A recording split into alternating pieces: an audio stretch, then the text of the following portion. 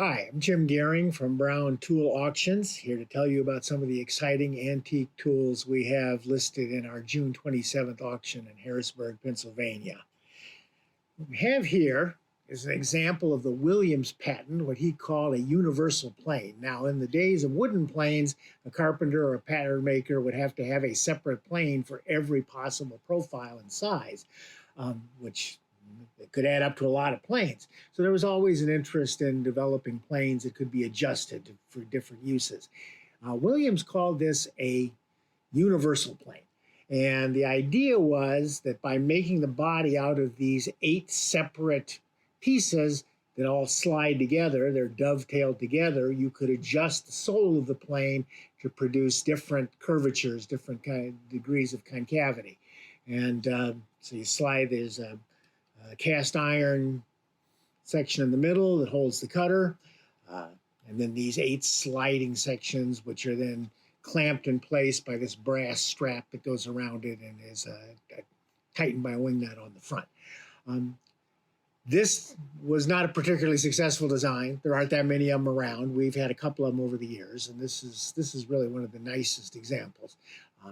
Japanning is almost complete.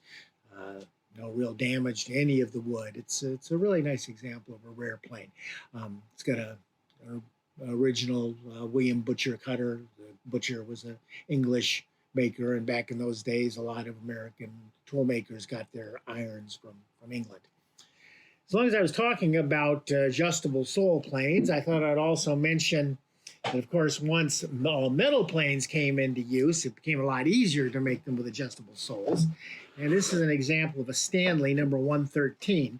Stanley actually made 3 different models of adjustable sole planes. You can see by having a strip of metal here, it could be flexed to either concave or convex to pretty much any profile, which is a lot more convenient than these wooden blocks that Williams used. The number 113 and the other adjustable sole planes are not that rare. They sold a lot of them. This one, however, is a particularly nice example. It's in it, as I said, it's in its original box. The Japanning is pretty much 100%.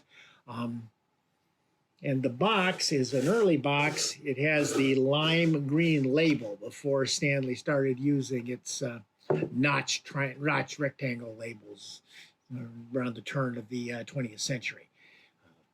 So this is a particularly nice example. As you can see, it not only is in the original box, which is in good shape, it's even got its original wax paper that was packaged in.